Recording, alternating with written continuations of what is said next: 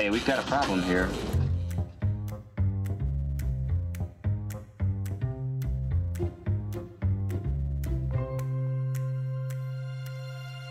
So, what's the plan? What's your plan? What are your plans? What's the plan? What's the plan? What's your plan? What's your plan of action? Plan. What's the plan? So, what is the plan? Wait, I have a plan. I have a plan. I have a plan. That's the plan. I have a plan here.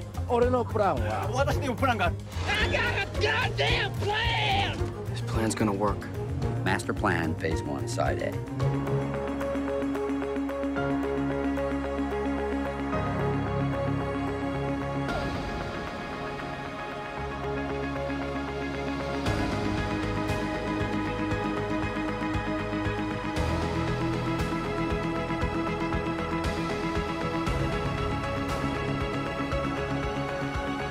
I love everything about your plan.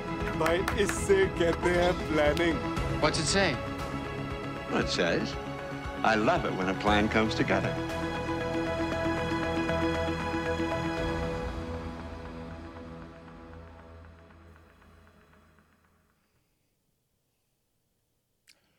Welcome to the Young Person's Plan for the Planet program channel.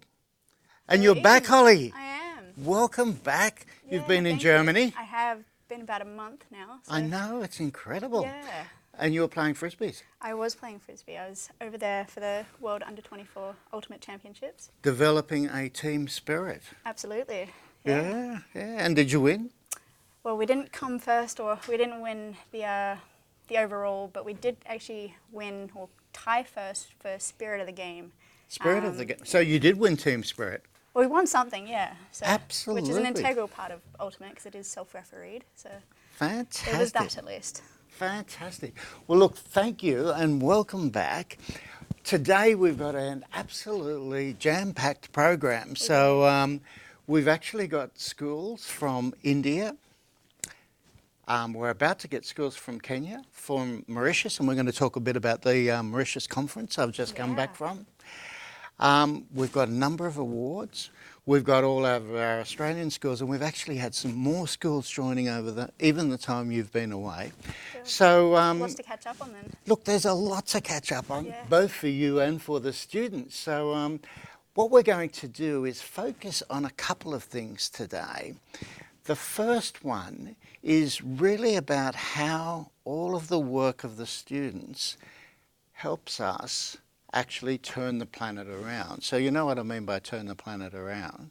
So when I used to be in business, they'd say, look, the Russian business isn't looking so good. And my job would be to go over and turn that around, get it working properly. So we've got a few challenges and we're going to talk about those.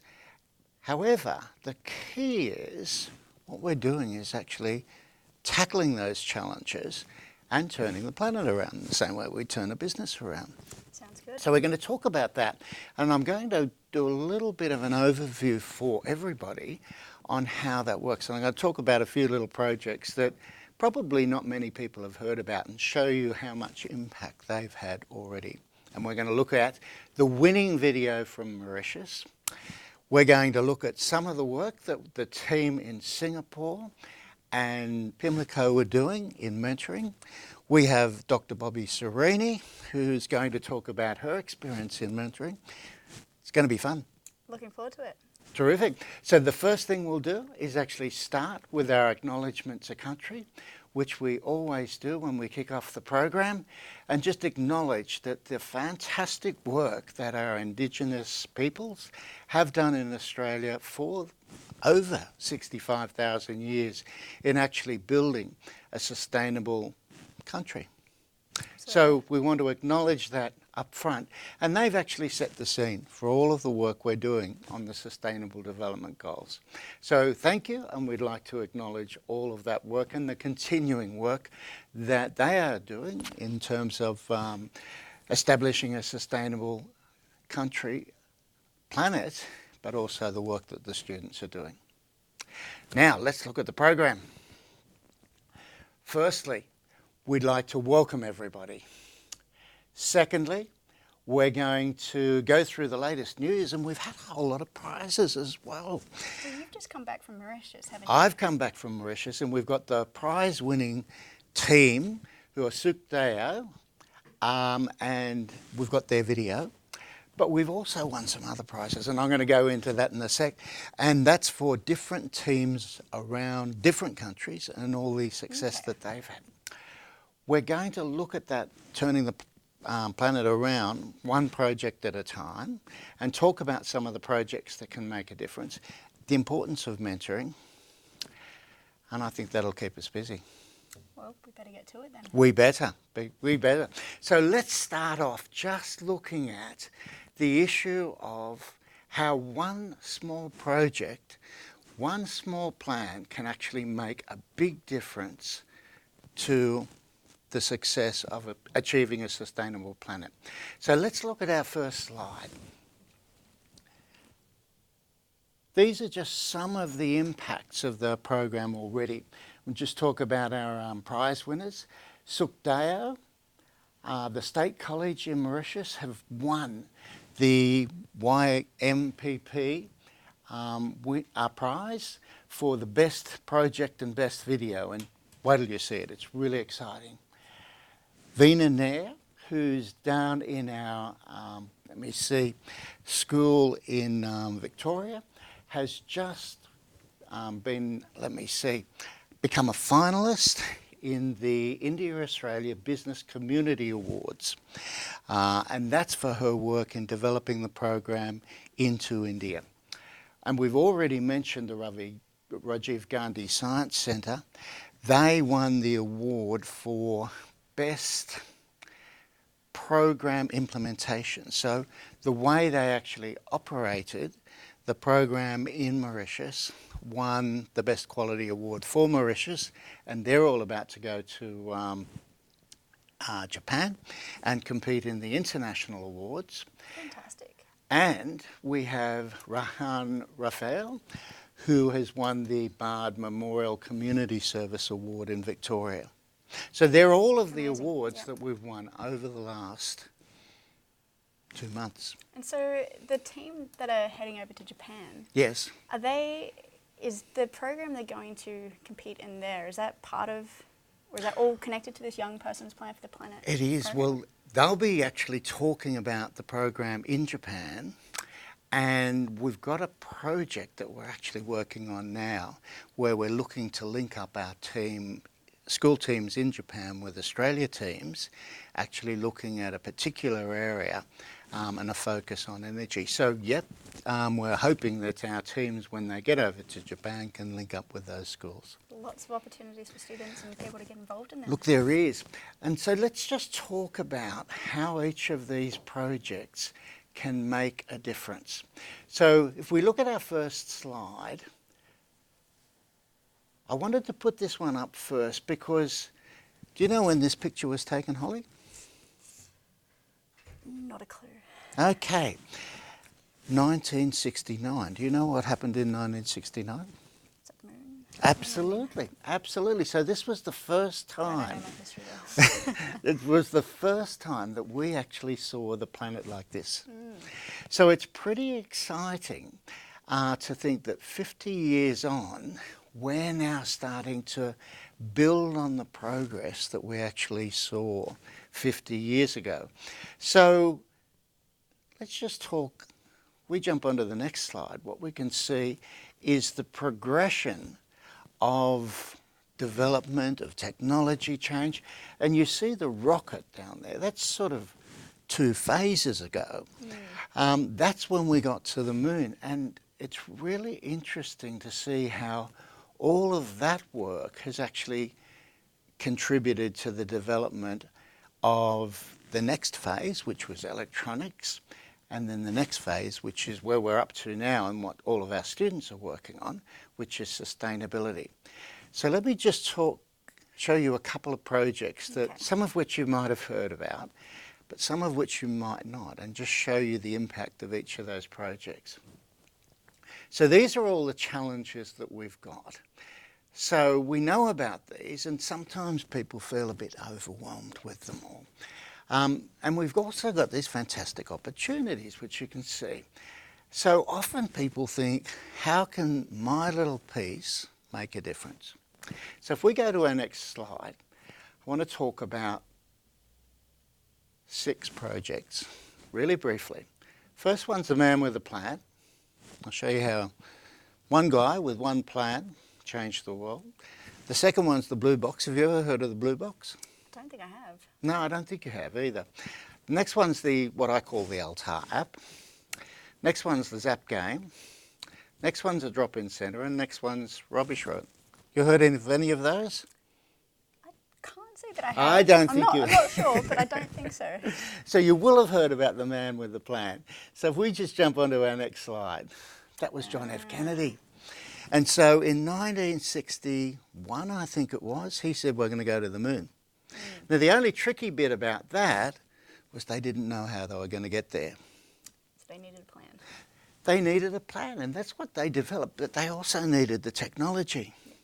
So one thing that all of our students are doing is developing a plan, but also developing all the capabilities. And you'll see in the video of our Mauritius team just how they put all of those capabilities together to deliver their plan. Let's look at the next one, the Blue Box. That was developed by Steve Jobs. Do you know about the Blue Box? No, but I kind of feel like I should have. No, you don't. You don't. So I'd recommend reading Steve's not autobiography, his biography. Yeah. But that's the project he started with. Nobody knows about it because it didn't go anywhere. But what Steve learned in putting that little Blue Box together with his buddy Steve Wozniak was that you could take an idea and turn it into practice, develop the technology. Now that actually helped with accessing telecommunications. It didn't go anywhere, but Steve's experience with that helped him set up Apple, which set up iPhone, which set up iPad, which set up iTunes, It's a massive brand today. which has changed the world. Yeah. So how about the Altar app? You heard of that? No. Nope. So this is my Never name asked. for what happened here. That was Bill Gates.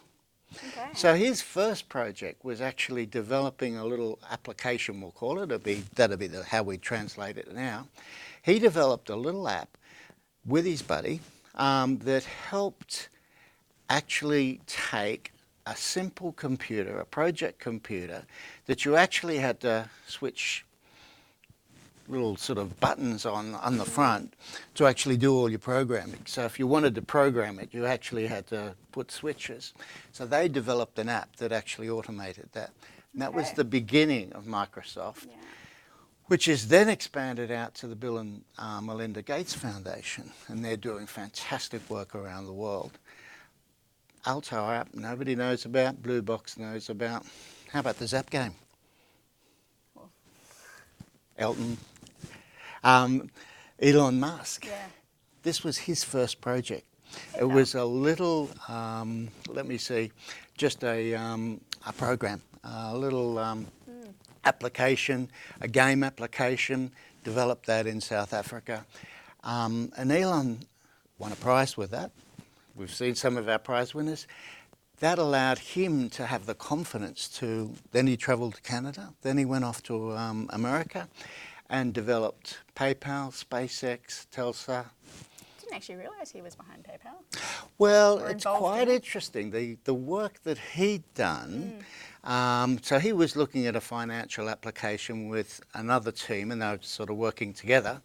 And let me see, together with his finances and their ideas, they combined, and that became PayPal, Oh, there we go. which then started to fund SpaceX, which then, so you can sort of see how that little project went to another project, which Yeah. then generated funds, which then, and now SpaceX is looking at going to Mars. Yeah. So, forget the Everything moon. sort of built off one another in some ways. Exactly, exactly. Now, the drop-in centre you won't have heard of, but I'll tell you who actually developed that. Ah. This was my first project when I was about the same age as all of our students. And it was simply a project where we set up a drop-in centre during the holidays for school kids who didn't have anywhere to go. And we did simple things like build kites and build projects and all of those sorts of things. But that gave me the confidence to actually develop the sort of programs that we've got now. Young Australians, young Mauritians, young Indians, young Kenyans, young persons. Final one's rubbish rangers. Let's just have a look at who did that. I was going to ask if this was going to be one of the... Exactly. This is one of our teams over in Western Australia. And I'll never forget them sitting down. We sat down together and talked about this project. And they said, look, we've developed the plan, but we want to get active. We want to start actually doing something. And what we've done is we've set up rubbish rangers. And what rubbish rangers do is they go around the school and they make sure each area of the school is actually tidy. I said, that's fantastic. How has everybody reacted to that? And they said, well, the big problem is because we're, we're successful at school. They've said, why are you on detention?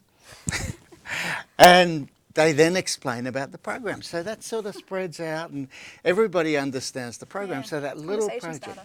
It is, but the other thing that happened there is as we talked, I realised that what was happening here was a change in a way of thinking from, hey, it's all too big and too hard, to, in fact, we can make a difference. And that's something that we've discovered with the program, that just little projects can actually make a big difference to how people understand, firstly, sustainability, but also their ability to turn the planet around.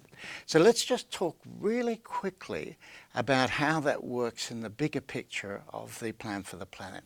If we go through to our next slide, these are our challenges and they're pretty substantial: climate change, food, species loss, but we've got great opportunities. So the SDGs give us a fantastic framework to work with. There's a bigger pie because we've now got all of these energy expansion opportunities, agriculture, youth leadership and entrepreneurship, and our students have shown us how well they're able to grasp that.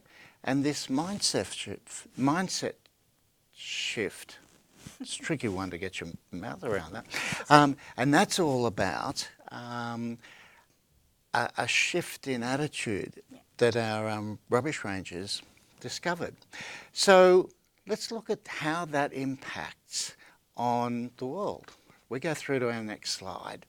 One of the problems globally is we've got all these challenges and we've got a whole lot of solutions, but everybody's running in different directions and saying, pick mine, pick mine, pick mine. So that's one of the challenges. If we skip through to our next slide, the other challenge is that with all of these big problems, there's a lot of different groups saying, well, it's actually not my problem, it's their problem. So it's almost as though some of these challenges are falling through the cracks. So let's talk about how Young Person's Plan for the Planet makes a difference on this. The first one is leadership. If we go through to our next slide, this was something we discovered very early on, that our young people, in fact, the best people to take the challenge forward. And we heard that back from our first team in 2017 when we presented in Parliament House. So in lots of ways, the Young Person's Plan for the Planet hands the baton to our young people. And the exciting part about that is when we started doing that, we didn't know whether it would work. But let's just skip through the slides. The next one shows us the skills that we taught. So it wasn't fair to just say, okay, fix it. So what we've incorporated into the program is the Sustainable Development Goals, but also STEM learning, research, challenge-based learning, global citizenship, and the projects. Now what that's done is enable us to, we'll go to the next slide, to actually take the development goals, turn it into a plan, develop teams in all of the schools, and we estimate we've got over 50 schools now. Wow. Across 5 different countries. present that back to government. So in Mauritius, the plan went to every MP and every major community group, and that then allows us to develop projects which then implement the SDGs. They even had, was it the Prime Minister or the President last year? We had the acting conference. Prime Minister Yeah. welcome all of the students Yeah. at the, the opening event, which was hosted by the Australian High Commission. So let's talk about the impact of that. That's enabled us to get a whole lot of plans that map together because the framework's exactly the same. So this is the Australia Plan for Education mapped down to the South Australian Plan for Education, the state plan, mapped down to a specific regional plan. So the strategic planning framework allows us to bring everything together. If we go through to the next slide, what that means is that all of those solutions that everybody was throwing up in the air, we can then start to put together into a structured framework that helps us achieve a sustainable world.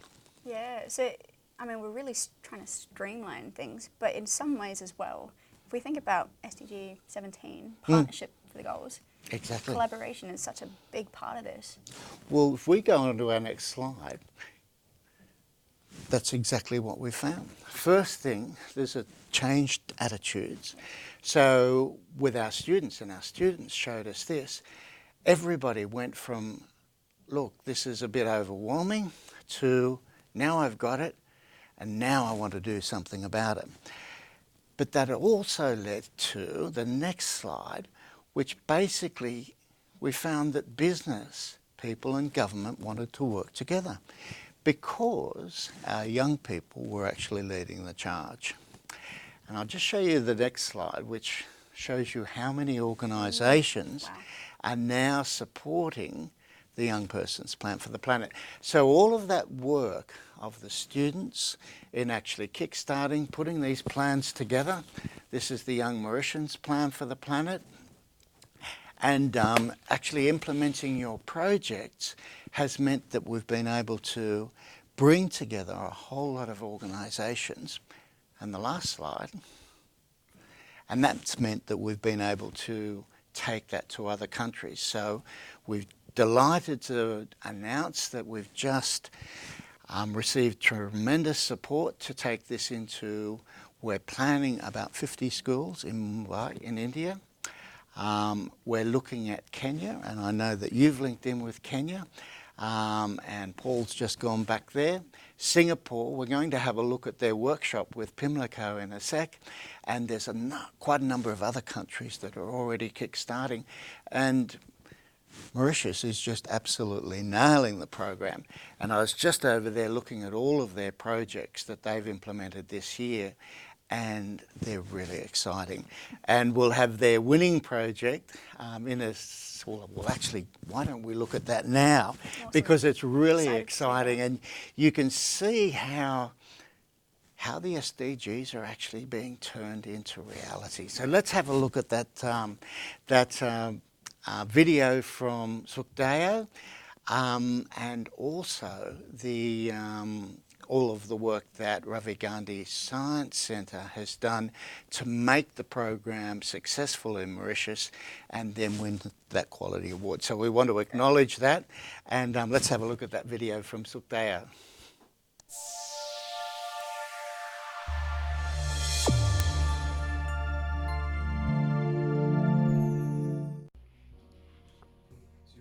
Good morning, guys. So you're working on the SDGs. So which one have you prioritized? According to us, the top 3 high scoring SDGs are as follows. First, we have good health and well-being, zero hunger, and no poverty. According to our research, there are various articles based on drugs.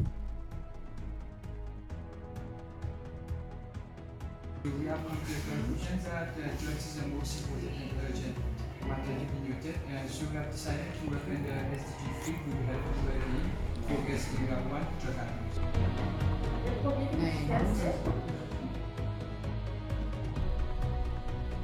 Les premiers envies escalaires, les c'est environ 340 millions de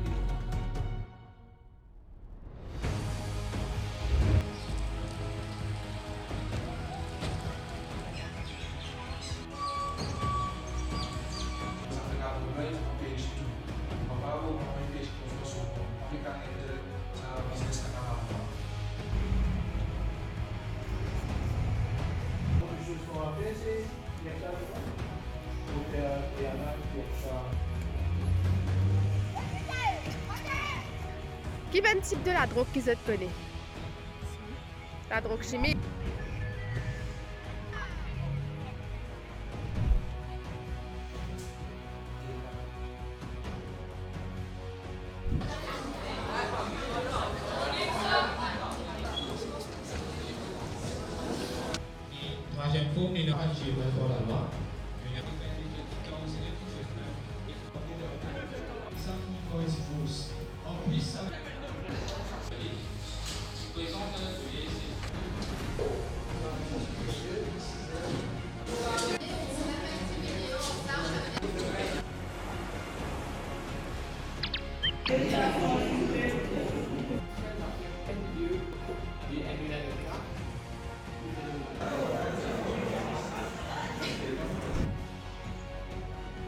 Est-ce qu'ils se campent?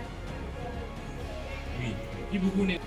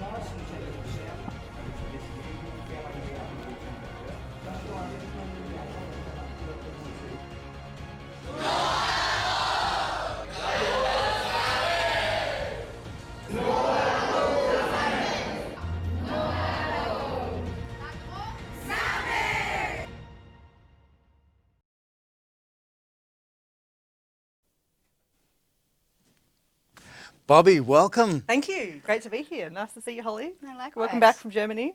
Thank you very much. What did you think, Bobby? Of the video, I loved it. I'm really impressed by the number of different things the students did. I'm really impressed by the different channels of communication they had. They had social, they did media, they organised protests, but they also influenced government and decision makers. And I think to me, that just says how much can be achieved when, with a few tools and a planning framework, we can empower people to take action wherever they are on the topics that are most important to them. So I loved it. I think it's a really good example, and I just can't wait to see more videos coming through from everyone out there in Plan for the Planet Land. We've got another 24. Great. Just from Mauritius. So we've got more coming from Australia. And let me see, also the other countries that are starting to get engaged. And then the beauty is we're able to link all of those through the Plan for the Planet framework. But the other thing that you probably noticed in there being a scientist is the research component and the project management component. So all of the students were not only putting a great project together, they were doing all their research up front. They were then researching the impact on the people that they were talking to. They were developing their Gantt charts and all of their project management tools. So the things we talked about 3 years ago in terms of teaching students life skills are all embedded in that project. And that's why I love that video. It's just great. And they were the team who won. Well, oh, sorry, I was just going to say, not only have they hit the ground running, but they really have set such a fantastic standard for the whole program going forward as well. Exactly, exactly. Yeah, I found it very inspiring. And I think that, you know, I think in all of the Sustainable Development Goals, they're wicked or really complex problems with lots of moving parts. You know, it's no one person can solve any one of those problems on their own. Picking out dimensions of the problem that you can really act on and coordinating with other people and understanding the problem and what the latest research tells you about what might work, that's brilliant. And actually, you know, seeing people activated around the issues and really passionate about it is one way to influence opinions and Yeah, attitudes. absolutely. Absolutely, and the exciting part about it that I found was that it was young people talking to young people about the issues of drugs in that particular one. But we had 24 other projects just in Mauritius that the teams have implemented this year. And that was everything from addressing poverty in the school situation to developing higher production food capabilities in Mauritius, to addressing problems of plastic waste in Mauritius. It went right across the scope of the SDGs. So in terms of the people working on that particular plan and that particular team that we saw the video from, apart from the central broadcast that we have here to help support people participating in the plan, did they have mentors or helpers or advisors along the way? They sure did. So the program, as I mentioned, in Mauritius actually focused, and utilised about 15 different mentors. And that was one from the universities, from a whole lot of different commercial organisations who helped them with their video production, with their, project management, with their selection of their project, and with their research. And that's why we've got you here today, because mentoring was such a key part of that for two reasons. One is we actually had some schools in Australia who helped mentor the Mauritian students based on the work that they'd done, and now the Mauritian students will be ready to mentor other schools and countries. So I know that you know a lot about mentoring, Bobby, so I was wondering what you think the most important things in a mentoring role are. Yeah, that's a really good question, and I think you can sort of see that the students on that project drew on lots of different types of mentoring. Exactly. But to help them each develop their own plans. And I guess when I was reflecting on my own view of mentoring, I was sort of realising that I've, over the course of my life and my career, I've had various different mentors at different times, and I didn't actually realise at the time that perhaps that's the role they were playing, but I was just laughing to myself this morning because I was thinking, who was my first mentor? And I realised it was my mum. And I was thinking about that shouldn't really be surprising, because in fact mentors are people who come from a wide range of different backgrounds but who know more than you in specific ways, and they've got the big picture, and in the case of a parent or an adult that you trust who knows you, it's really about their ability to listen to you and hear what you have to say, but also their ability to reflect that bigger context back to you and to sort of help you see yourself as playing a role in the bigger picture. And it's through these small, incremental, step-by-step approaches where we learn from different individuals at different points in time that we benefit from the relationship for sure, but it's not all on one person to be your mentor in capital letters. It's really about you as an individual realising that it would be great to have some insight to help you get to where you want to go. And so when I was thinking about how would I approach mentoring now, and in my sort of middle career now, I've got the responsibility both to mentor other people, but also to keep seeking mentoring from more experienced people, because you never stop learning, and you always need to be able to say, hey, not quite sure where to go with this one. Maybe I should run this past someone and just see what they think. So yeah, I've been thinking a lot about mentoring and what it can do for me, but also the role it plays generally in living a really good life and in feeling capable and feeling confident. I think it's probably true to say that most of us lack confidence at different points in our life, and we might have a great idea, but we don't know how to get that idea from a great idea to being something that actually happens, like the blue box. How did those individuals you listed earlier, how did they go from having a great idea to having the confidence to try it out? To me, that's a really big part of it. I don't think I was that confident when I was younger. Pretty confident now, but it took a while. And I think, what made the difference? It was being heard by people and actively having the courage to expose myself a little bit in terms of my emotional vulnerability, to say, hey, I've got an idea, what do you think? And for me, that opening yourself up to mentoring starts with that willingness to be a bit vulnerable.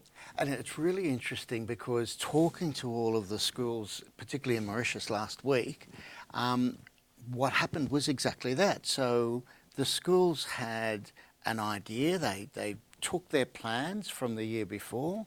They decided where to prioritise using all of their prioritisation skills they'd learnt the year before.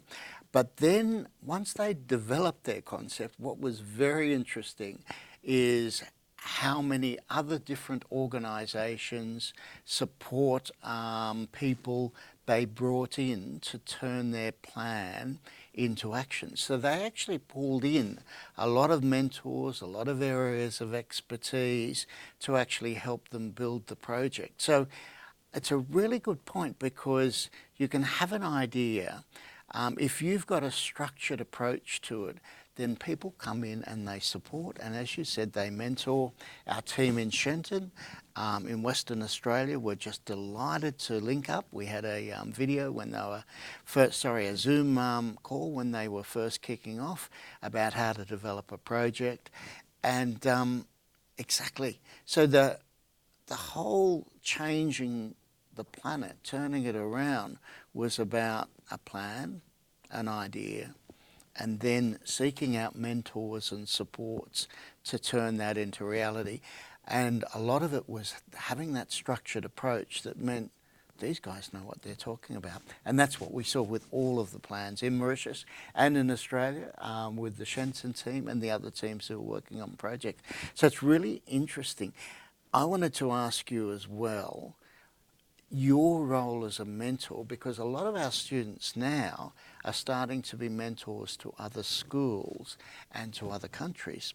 So our team in Victoria is going to mentor our Indian schools, and we're looking for more schools to help mentor those schools. Our teams will be looking to mentor our schools in Kenya, and Pimlico's already been up to Singapore to mentor them. So what do you think are the most important things? If I ask you for the 3 most important things in mentoring, what do you think they would be, Bobby? Okay, firstly, it's a two-way process. So it's not just about you talking about yourself and your experience and your knowledge and others listening. It's very much about getting both people to put something in together. And so for the person who's seeking or is being exposed to the mentor, you're trying to draw them into the conversation.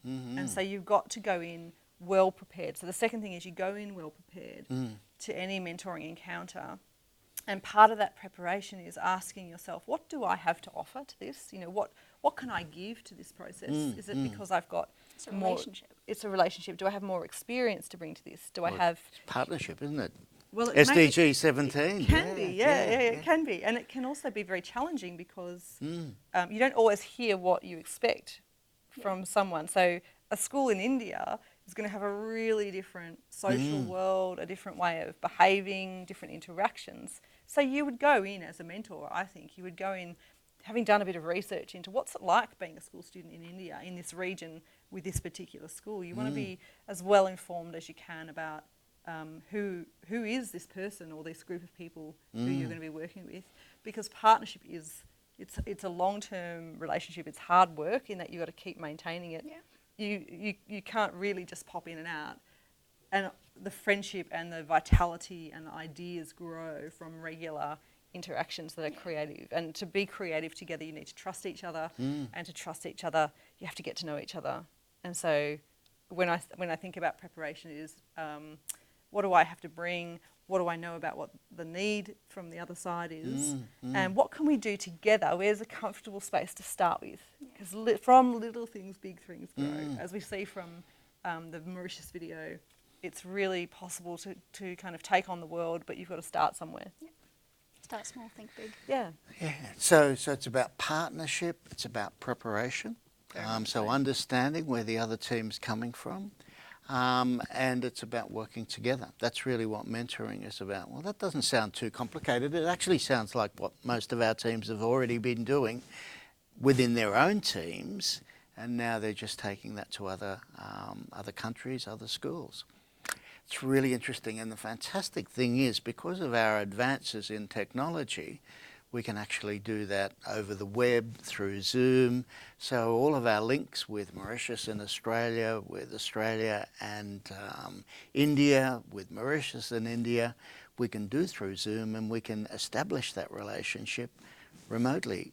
Yeah, and I've got one other thing that I think kind of happens, and it's called the nudge.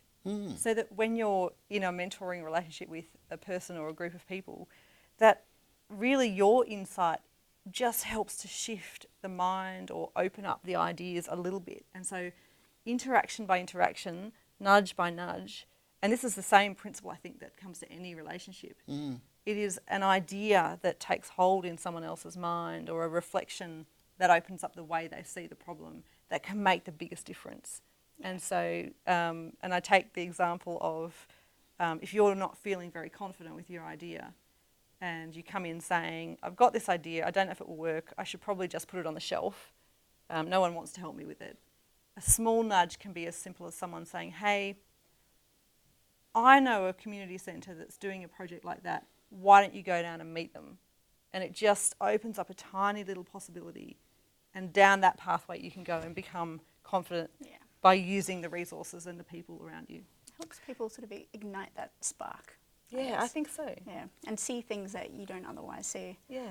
I think I can apply this very easily in the sporting context, especially when you talk about self-confidence and whatnot.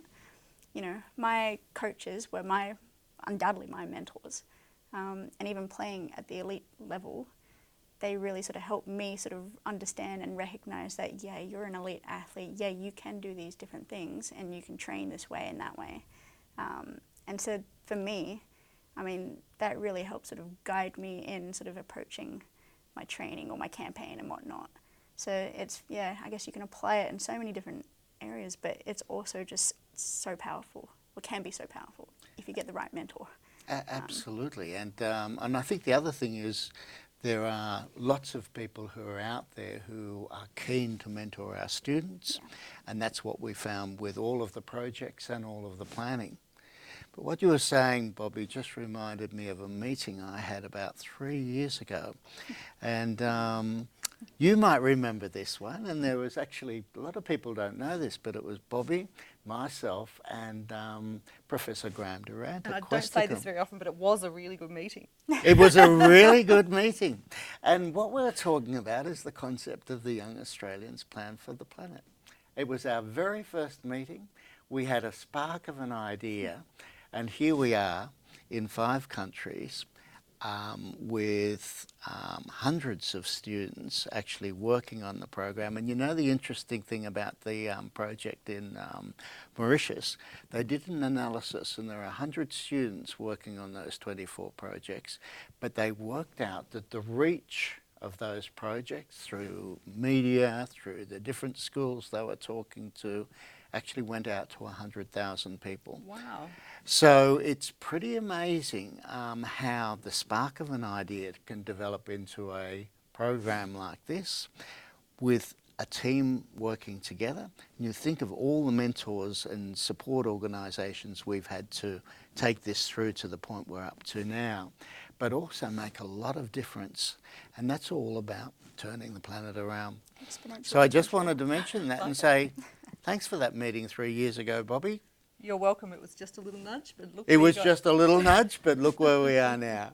Look, thank you so much for joining us. Thank you. Thanks, everyone. Mentoring is key in the Young Person's Plan for the Planet, because you as students are in fact the experts on this.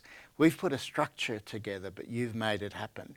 So your role as mentors to other schools, other students will be key as we continue to expand internationally.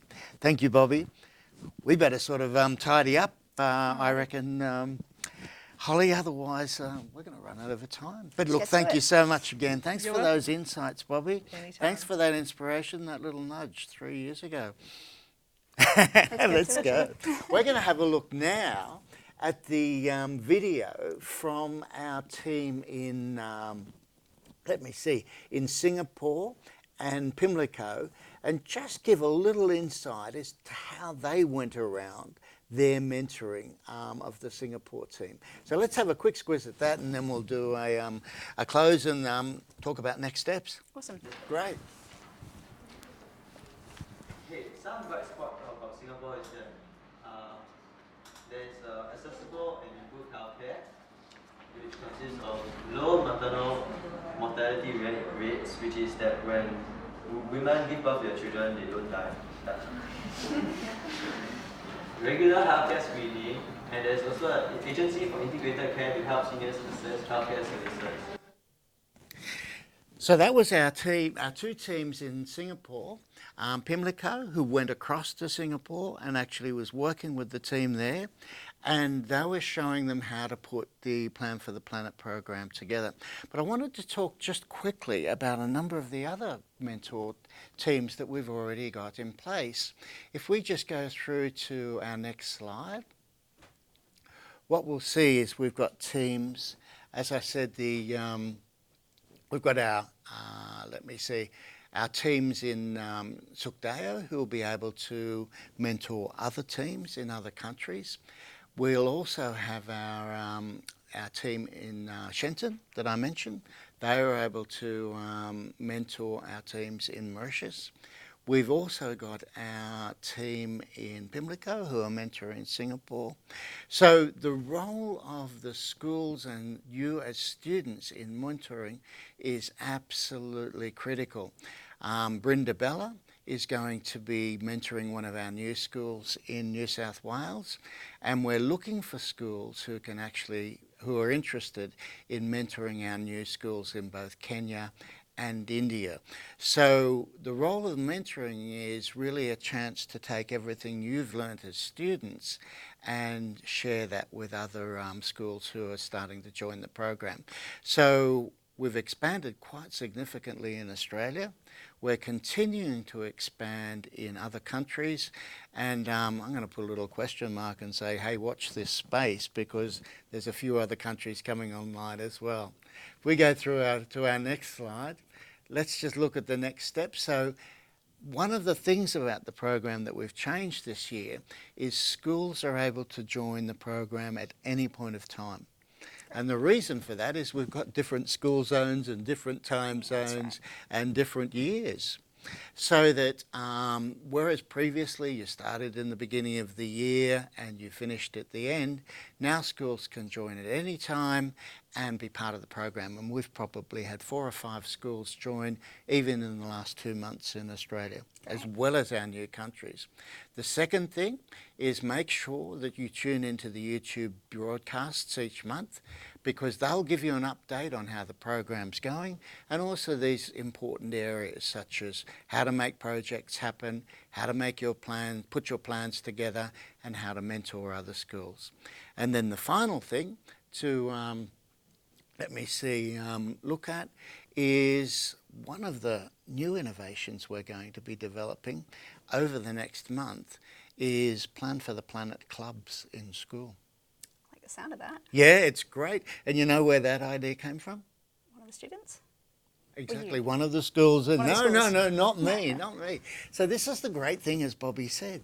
As we work together, we get ideas from each other. And so one of the questions for the Mauritius teams, having done their projects, was, what are you going to do next? And one of the schools came back and said, look, we're going to set up a Plan for the Planet club in our school. So that's one of the things we thought, well, that's terrific. Because the other thing they said is one of their challenges was actually raising funds for their project. So everybody was pretty innovative over there in raising funds. But we've got a team who've been supporting us behind the scenes, setting up our website. They actually have a framework for doing crowdfunding. Great. So as part of the Plan for the Planet clubs, that'll give opportunities to schools to set up a crowdfunding site where they can raise funds for their projects to actually take them forward. So we'll talk more about that next time. Make sure you tune in. Thank you, Holly. Terrific. Congratulations on your win. Congratulations to everybody on your success over the last month. And we look forward to talking to you again in a month's time on the exciting next steps in the program and your work. Thanks very much for joining us. Cute.